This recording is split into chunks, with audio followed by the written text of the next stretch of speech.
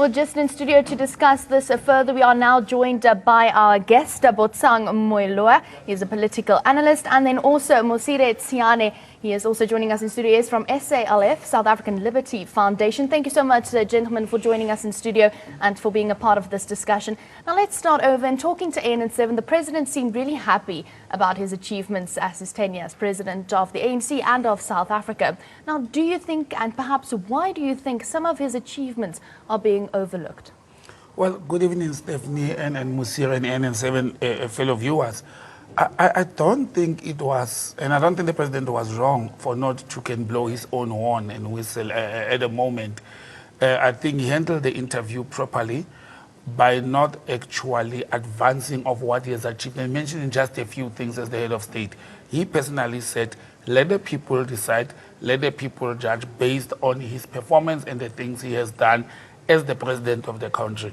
I don't think he is underplaying his role within the African National Congress historically, as well as within government. We should recall that President Zuma didn't start in government by being the president of the country. He served as an MEC in a province.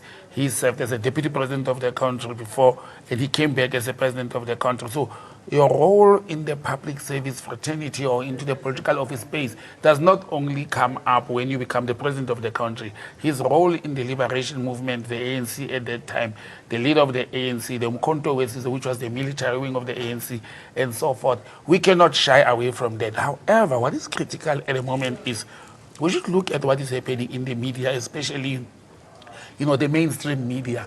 Everything has been painted negative about the president, whether wrong or right, but everything that you read about Zuma and Zuma administration in the last 4 or 5 years of the country, it's negative amid and despite what the government of the day, which we call the Zuma administration, has done. People cannot come and tell us that the Zuma administration, which is on its second term, on its 9th year, hasn't done anything progressive for the Republic of South Africa, and anything that we know, it's in Uganda and all the negative things we read in the media. We should look at performance of government. We should look at service delivery. We should look at what the ANC manifesto, which was pushed in by Parliament to become some policies of government, have they achieved some and most of the things that they had intended to? And that's how we should gauge and rate the performance of a sitting government. But if you talk of Jacob Zuma, the person, we should not look at him as the president. We should look at him from birth until today. And as human beings, we all have our weaknesses. We all have our faults. We all have wrong decisions that we make. But it's how we come out of those decisions and put corrective measures in place. We should be remembered and we should be judged. Well, let me go over to you, Mr. Tsiane, just to correct me if I am not pronouncing your name correctly. But just your response on what Mr. Botsang has said, do you think that we should not look at mainstream media as much and look at the achievements of government under the rule of Zuma? He's 100% right. The measurement that we're using, the parameters that we're using, what is it that we're actually using to measure the failures and the success? And I think we're using a different method to measure it. For others will say that, look at mainstream, that Zuma is synonymous with corruption. That is what has been overall been a perceived perception that has been given to South Africans in general. Put that aside and say, okay, you've talked about Zuma, you've talked about the Guptas, you talked about Nkandla, and that's it. And say, no, that's it. And say, okay, now let's talk about the achievement of government in general. How many schools have been built? What are the national roads that have been constructed? The hospitals that have been built and so forth? And what are the developments that we've been talking? South African growth, how much is it that we can value now? Is the economy in the bad state that we think that it is, or the economy is performing well? Have the economy performed well even during 1994, or was the rand an issue ever since then? What has been the progression from 1994 and now? And you'll find as a fact, not that one is trying to create a propaganda, but as a fact that this is the best president we've had so far in terms of infrastructural development, in terms of development of South Africa, but above all, that you've had a large improvement of black lives. Be that as it may, that you've got overall that black people have ascended to higher positions in authority in government like never before. the economy is a reflection of that. Someone say, no, but what economy are you talking about? South African economy is really bad. That's not what it is. There is, when you measure between Nelson Mandela and the term of Jacob Zuma, there is enormous development. There is enormous progress that has been made. We decided to look at a different picture.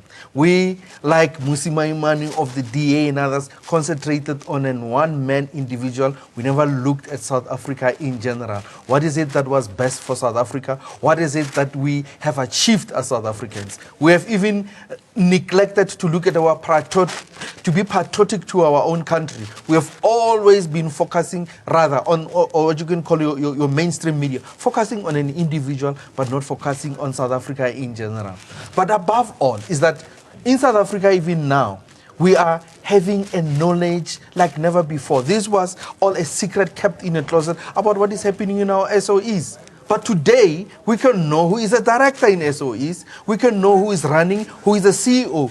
All along, you've been having decisions that have been made underneath the tables. But today, during this tenure, you've had more investigation. You talk about corruption, but you've had a president that has signed SIU investigation like never before. There are many examples that you can give, but we've decided as South African to look at any individual, not at his work that he has done.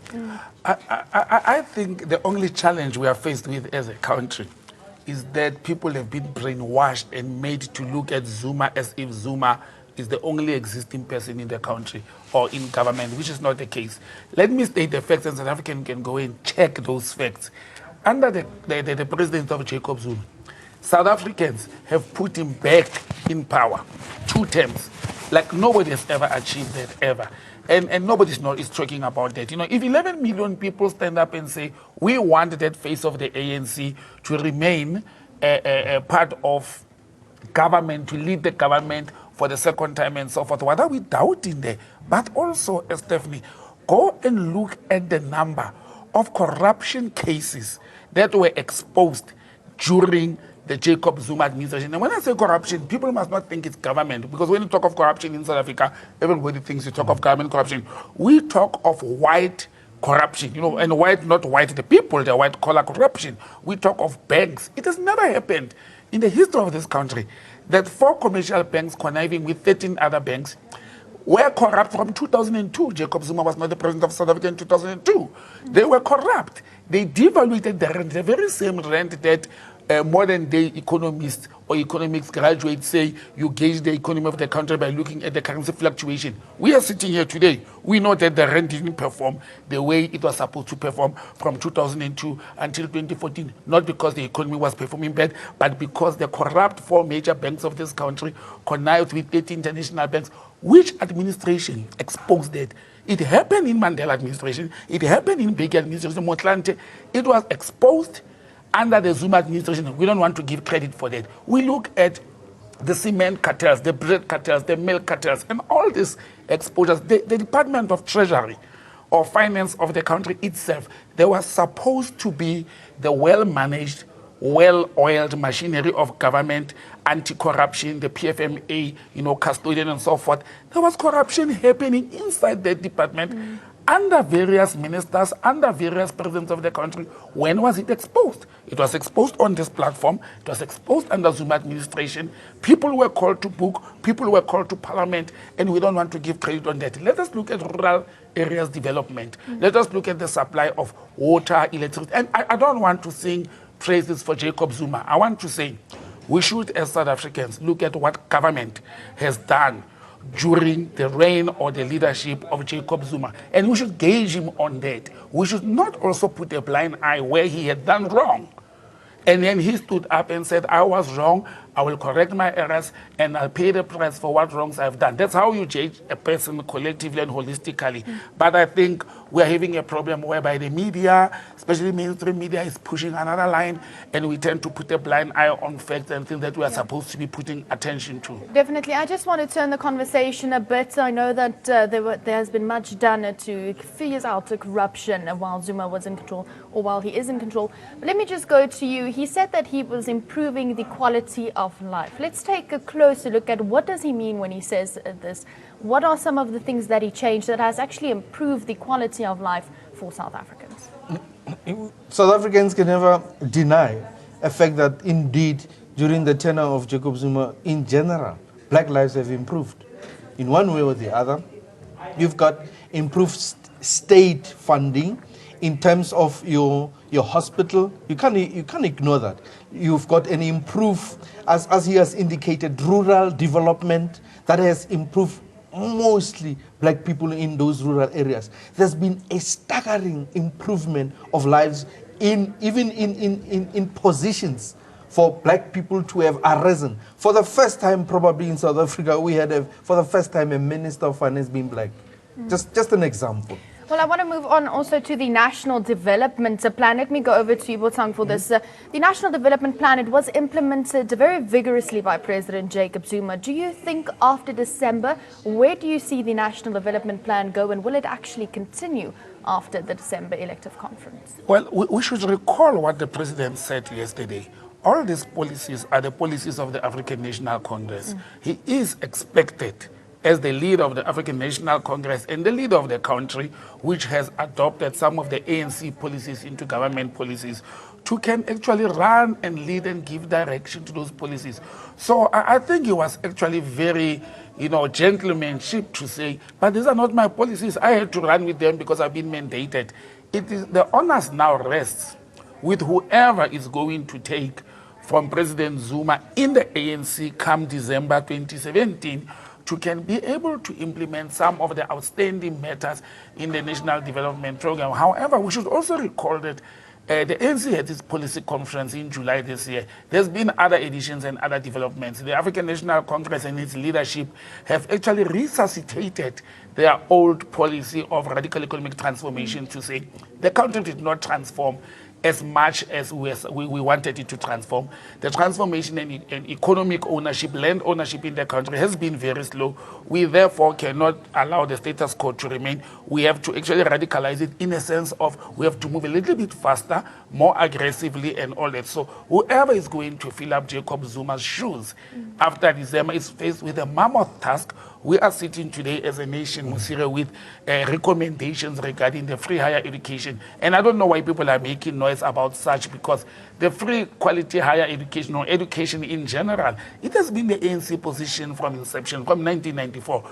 It was never implemented for various reasons. It was never brought to book for various reasons. However, what is said, Stephanie, is that people are standing up today and are saying, why is Zuma talking about this only when he's left with 2 years to leave office? But it's immaterial for me. If I take 8 years to realize and to engage that I'm doing something wrong and I'm trying other measures and those measures are not working, there's nothing wrong in me on the 9th year to stand up and say my measures did not work. I therefore have these corrective measures in place and I want to implement them. Free higher education is not an overnight thing. It's not a one-year thing. It will actually be the responsibility of the coming leader of the ANC to can run with that than Jacob Zuma. So people must stop saying he wants to leave a legacy of free higher education. It's not him. It just happened under his administration. Let us talk of the treatment action campaign. Where are they today regarding the HIV antiretroviral treatment? We are not going to say the former President Thabo Mbeki was bad and he failed as the media has portrayed that. They didn't look at the facts. I want to talk because we're talking Jacob Zuma. It happened under his administration that the ANC took a decision, the government implemented a decision with the Minister of Health, Aaron Motsoaledi, at the moment, under Jacob Zuma administration. And people are no longer even talking about millions of South Africans who could have died after being denied antiretrovirals by the government. Are we not going to say that it's a success and an achievement? It's an achievement in public hospitals to can receive. It's one of the best distributors of antiretrovirals in the world, not in the continent, in the world. It's South Africa. When did that happen? Under Zuma administration. And are we going to put a blind eye on that? No, we shouldn't. Well, Mosira, let me go to you again. I want to actually also touch upon what Botsanga said about radical economic transformation. In our exclusive interview, Jacob Zuma says it's not his policy, it's the ANC's policy. So then why is there so much difference with some members of the ANC as to radical economic transformation and how to implement it? Yeah, but before I get to, I just wanted to add on what he's just saying, which is critical. Anyone who can stand up must stand up and say, Jacob Zuma, you fail us on this one. I bet you no South African can stand up and say, You fail us on distribution of HRV, antiretroviral virus pills. You fail us on non-delivery of hospitals. You fail us on the road. You fail us. None South African can stand up and say you failed us. In actual fact, people will say that you are corrupt, you are doing what, but will they stand up and say this is where you have failed us? No, there is no. But be that as it may, this is the distinguishedness of what you've been. What can one say that among the ANC members, you have people who want to have the status quo remain. They don't want change. And it has always been there that within the organization, you've had different, that's why they would call it a broad church. You would find that people are having different views, different ideas. But be that as it may, it can never be that South Africa should move from 2019 or even from now on moving forward, that the status quo as we have in today, where economy is in the hands of the few, should remain. We will find ourselves in a worst case situation. One way or the other, our people will rise, and they'll rise violently. Zimbabwe is just nothing. It's just, it'll be a drop in an ocean. There'll be an absolute violent reaction within our people if the status quo remain. So therefore, the president, as he's saying, he needs to tell even those that do not believe in him and say, you've got to move towards radical economic transformation. And everybody has got to see. But it's not that in an organization that has more millions than you can voted by over 8 million people, that you have membership so large within the organization that they all can sing in one song and all of them can agree and have one mind. Yes, they will differ. But those that do not see this light, we are asking and praying as South African that they've got to see the light. He who loves South Africa has got to see that the economic status of South Africa cannot remain as it is. It has to change. And I believe that the president is pressing hard and say, I cannot leave a legacy where everybody is not seeing this vision, that every South African is seeing it, that you've got to, even as members and leaders of the African National Congress, you've got to see it, that this has got to change. Well, thank you so much. I'm going to take this opportunity to thank my guest in studio, Botsang Moiloa, for joining me in studio. He is a political analyst. And then also Mosire Tsiane from South African Liberty Foundation, just giving us some of their insights as to Zuma's legacy and what he will be leaving behind. Well, that's all from myself and the Newsroom Live team for now. Stay tuned. Up next is Cindy Marbe with Prime.